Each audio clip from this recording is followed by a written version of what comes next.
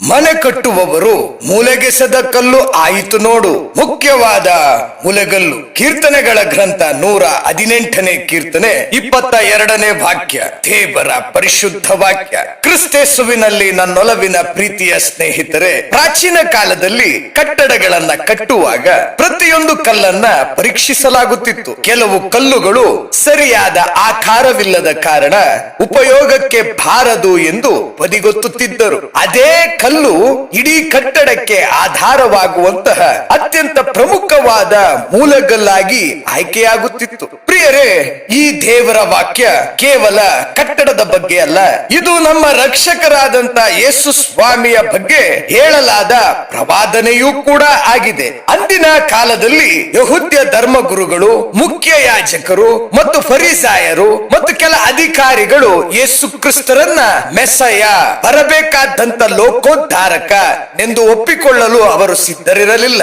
ಅಂದು ಯೇಸು ಸ್ವಾಮಿಯನ್ನ ಈ ವರ್ಗ ತಿರಸ್ಕರಿಸಿದರು. ಪ್ರಭು ಯೇಸುವನ್ನ, ಅವರ ತತ್ವ ಸಿದ್ಧಾಂತಗಳನ್ನ ನಿರಾಕರಿಸಿದರು. ಆದರೆ ಸೃಷ್ಟಿಕರ್ತನಾದಂತ ಯಾವೆ ಯೆಹೋವ ಸ್ವಾಮಿ ಸರ್ವೇಶ್ವರನಾದ ಸ್ವರ್ಗೀಯ ತಂದೆ ದೇವರು ಯಹೂದ್ಯರಿಂದ ತಿರಸ್ಕರಿಸಲ್ಪಟ್ಟಂತ ಯೇಸು ಸ್ವಾಮಿಯನ್ನೇ ಇಡೀ ಲೋಕದ ರಕ್ಷಣೆಯ ಯೋಜನೆಗೆ ಮುಖ್ಯ ಆಧಾರ ಸ್ತಂಭವಾಗಿಸಿದರು. ಯಾವೆ ಯೆಹೋವ ಸ್ವಾಮಿ ಸರ್ವೇಶ್ವರನಾದಂತ ತಂದೆ ದೇವರು.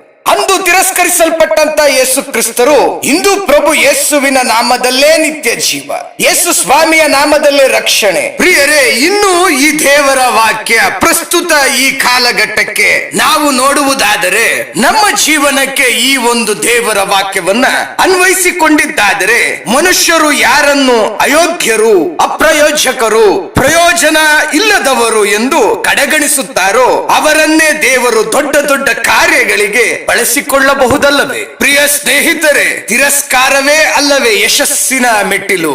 ಇಂದು ಈ ಲೋಕದಲ್ಲಿ ಸಾಧನೆ ಮಾಡಿದ ಪ್ರತಿಯೊಬ್ಬ ವ್ಯಕ್ತಿಯ ಹಿಂದೆ ತಿರಸ್ಕಾರ, ನಿರಾಕಾರ, ಅಪಮಾನ, ನಿಂದನೆಗೆ ಒಳಗಾಗಿರುತ್ತಾರೆ. ಸ್ನೇಹಿತನೇ, ಕೆಲವೊಮ್ಮೆ ಈ ಲೋಕವು ನಿನ್ನನ್ನು ತಿರಸ್ಕರಿಸಬಹುದು. ನಿನ್ನ ಜನರೇ ನಿನ್ನನ್ನು ತಪ್ಪಾಗಿ ಅರ್ಥ ಮಾಡಿಕೊಳ್ಳಬಹುದು. ನಿನ್ನವರೇ ನಿನ್ನನ್ನ ಟೀಕಿಸಿ ಅಪಮಾನ ಮಾಡಬಹುದು. ನಿನ್ನನ್ನ ನೋಡಿ ಮುಖ ತಿರುಗಿಸಿಕೊಳ್ಳಬಹುದು. ಆದರೆ ಪ್ರಿಯರೇ, ಒಂದು ಸತ್ಯವನ್ನ ನೆನಪಿನಲ್ಲಿಡಿ, ಮನುಷ್ಯರ ತಿರಸ್ಕಾರವು ದೇವರ ಆಯ್ಕೆಯನ್ನು ಎಂದಿಗೂ ರದ್ದುಪಡಿಸುವುದಿಲ್ಲ ಅಲ್ಲವೇ? ಆದುದರಿಂದ ಜನರ ಅಭಿಪ್ರಾಯಗಳಿಂದ ನಿರಾಶರಾಗಬೇಡಿ. ದೇವರ ನಿಮ್ಮನ್ನು ಆರಿಸಿಕೊಂಡಿದ್ದಾರೆ. ದೇವರೇ ನಿಮ್ಮನ್ನ ಮಾರ್ಗದರ್ಶಿಸುತ್ತಾರೆ. ದೇವರೇ ನಿಮ್ಮನ್ನ ಬಲಪಡಿಸುತ್ತಾರೆ. ನಿಮ್ಮ ಜೀವನದಲ್ಲಿ ತನ್ನ ಉದ್ದೇಶವನ್ನ ದೇವರೇ ಪೂರೈಸುತ್ತಾನೆ.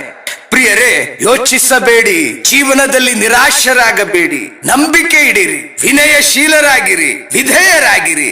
ಏಕೆಂದರೆ ದೇವರು ನಿಮ್ಮನ್ನ ಸೃಷ್ಟಿಸಿರುವಾಗ, ದೇವರು ನಿಮ್ಮನ್ನು ಆರಿಸಿಕೊಂಡಿರುವಾಗ ಯಾವುದೇ ತಿರಸ್ಕಾರವು ದೇವರ ಯೋಜನೆಯನ್ನು ತಡೆಯಲು ಸಾಧ್ಯವೇ ಇಲ್ಲ. ನಿಮ್ಮ ಜೀವನದಲ್ಲಿ ಪ್ರಾರ್ಥಿಸೋಣವೇ. ಕಟ್ಟುವವರು ಬೇಡವೆಂದು ಬಿಸಾಡಿದಂತ ಕಲ್ಲನ್ನೇ ನೀವು ಕಟ್ಟಡದ ಮೂಲೆ ಮುಖ್ಯಗಲ್ಲನ್ನಾಗಿ ಮಾಡಿದ ನಿಮ್ಮ ಅದ್ಭುತ ಅತಿಶಯ ಕಾರ್ಯಕ್ಕಾಗಿ ಕರ್ತನೆ ನಿನಗೆ ಕೃತಜ್ಞತಾ ಸ್ತುತಿ ಸ್ತೋತ್ರದೊಡನೆ ವಂದನೆಯನ್ನ ಸಲ್ಲಿಸುತ್ತೇವೆ. ಕರ್ತನೆ, ನಮ್ಮ ಜೀವನದಲ್ಲೂ ಕೂಡ ಅನೇಕ ಬಾರಿ ನಾವು ಮನುಷ್ಯರಿಂದ ತಿರಸ್ಕರಿಸಲ್ಪಟ್ಟಾಗ, ಕಡೆಗಣಿಸಲ್ಪಟ್ಟಾಗ, ನಾವು ಯೋಗ್ಯರಲ್ಲ ಅಯೋಗ್ಯರು ಎಂದು ಅನಿಸಿಕೊಂಡಾಗ, ದೇವರೇ ನಮ್ಮಂತವರನ್ನ ನಿಮ್ಮ ದೃಷ್ಟಿಯಲ್ಲಿ ಅಮೂಲ್ಯರು ಎಂದು ಪರಿಗಣಿಸಿದ್ದಕ್ಕಾಗಿ ನಿಮಗೆ ಸ್ತೋತ್ರ ಸ್ವಾಮಿ. ಕರ್ತನಾದ ಯೇಸುವೆ, ಮನುಷ್ಯರ ನಿಂದನೆಗೆ ಕುಗ್ಗದೆ ದೇವರ ಯೋಜನೆಯಲ್ಲಿ ಧೈರ್ಯವಾಗಿ ನಡೆಯಲು ನಮಗೆ ಶಕ್ತಿಯನ್ನ ನೀಡಿ ಯೇಸುವೆ.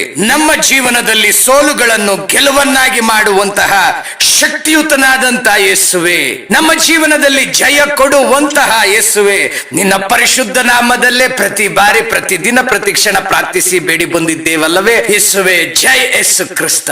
ಆಮೆನ್.